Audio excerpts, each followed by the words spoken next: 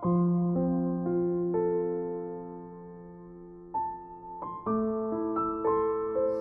adik-adik, bagaimana kabarnya? Tetap sehat ya? Mari kita akan mendengarkan cerita firman Tuhan, tapi sebelumnya kita berdoa dulu. Allah Bapa yang baik, terima kasih kalau kesempatan hari ini kita masih berkesempatan untuk mendengarkan firman-Mu. Terima kasih Tuhan, ajar kami untuk dengar-dengaran dan melakukan firman-Mu dengan sukacita dan menyenangkan hati-Mu. Di dalam nama Tuhan Yesus Kristus kami sudah berdoa dan mengucap syukur. Amin. Nah adik-adik, saat ini Kak Farida mau cerita tentang 12 pengintai yang akan dibacakan oleh Kak Wela. Bilangan 13 ayat 1. Tuhan berfirman kepada Musa, suruhlah beberapa orang mengintai tanah Kanaan yang akan kuberikan kepada orang Israel. Ayat 17. Maka Musa menyuruh mereka untuk mengintai tanah Kanaan. Katanya kepada mereka, pergilah dari sini ke tanah Negeb dan naiklah ke pegunungan dan amatilah bagaimana keadaan negeri itu. Apakah bangsa yang mendiaminya kuat atau lemah?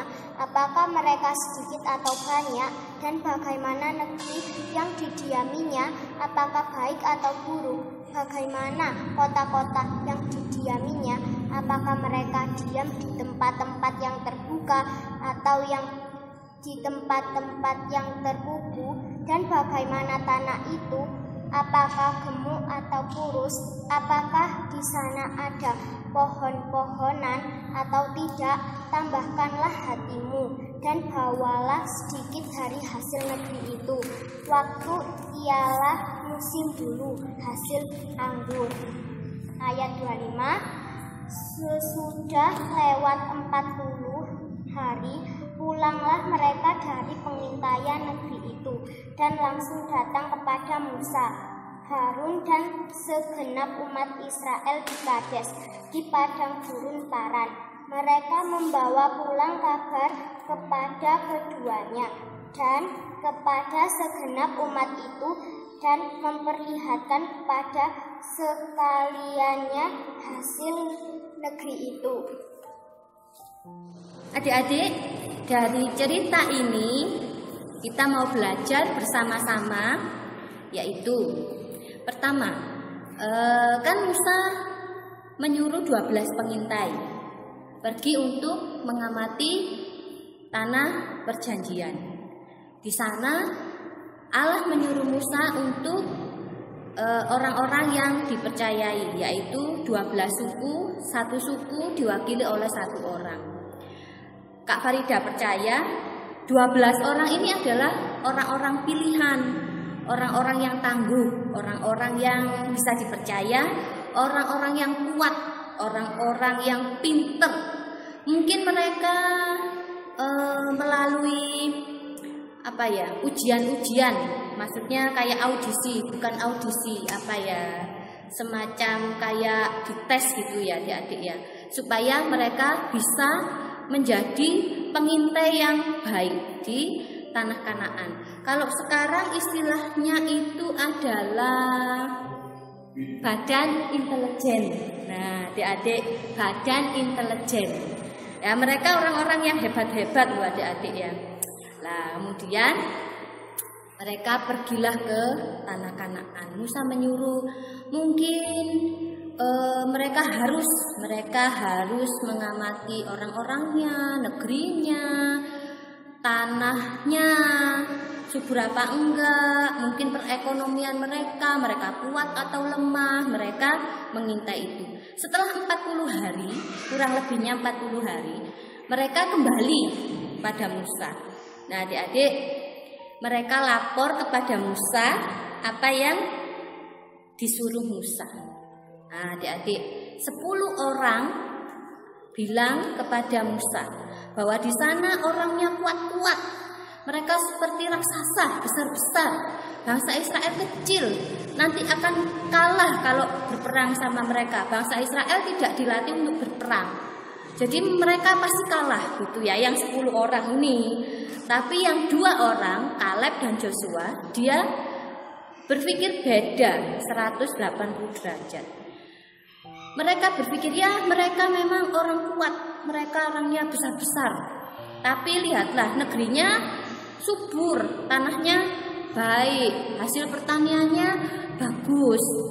Nah, kalau kita memang tidak dilatih untuk berperang, tapi kita punya Allah yang hebat, yang akan menyertai kita, yang akan memberikan kemenangan bagi kita.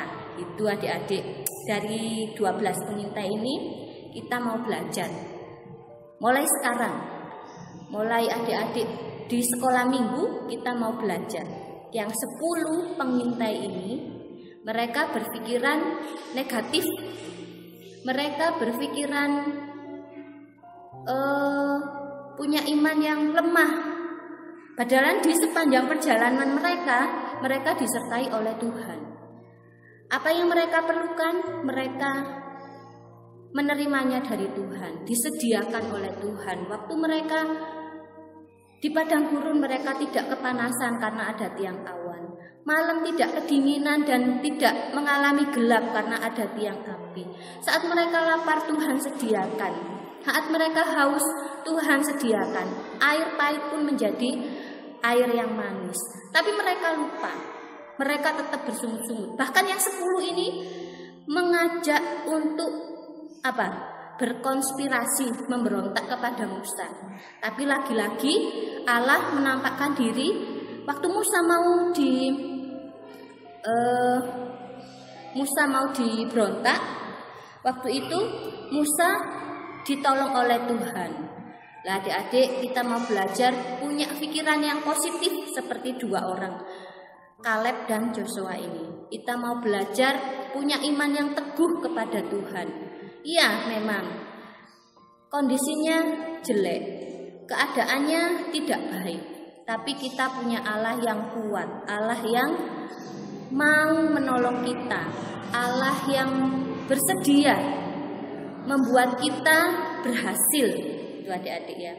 Lihatlah, kalau pikiran negatif akan menjadi sia-sia, bahkan akan menjadi kutuk. Yang 10 orang ini pada akhirnya di bilangan 14 mereka mati, dihukum. Tapi yang 2 orang ini menjadi pemimpin bagi bangsa Israel, menggantikan Musa. Adik-adik, dari 12 pengintai ini, dari cerita ini kita mau belajar mempunyai pikiran yang positif, mempunyai iman yang kuat bahwa Allah bersama kita. Sekalipun sekarang kondisinya adik-adik harus belajar di rumah, mungkin orang tua tidak bisa menolong kita, tapi kita percaya, kita harus semangat bahwa Tuhan ada bersama kita. Atau orang tua kita sekarang lagi ekonominya turun, kita berdoa saja bahwa Tuhan bisa menolong kita, mengangkat kita. Itu aja adik-adik ya. Kita berdoa untuk menutup renungan kita saat ini. Terima kasih Tuhan Yesus, firman-Mu yang indah buat kami, supaya kami mulai kecil belajar untuk memiliki iman yang kuat, pikiran yang positif, sehingga kami boleh berhasil dalam kehidupan kami, karena Engkau Allah kami yang membuat kami berhasil, dan Engkau Allah kami yang menolong kami. Di dalam nama Tuhan Yesus Kristus kami berdoa dan mengucap syukur. Amin.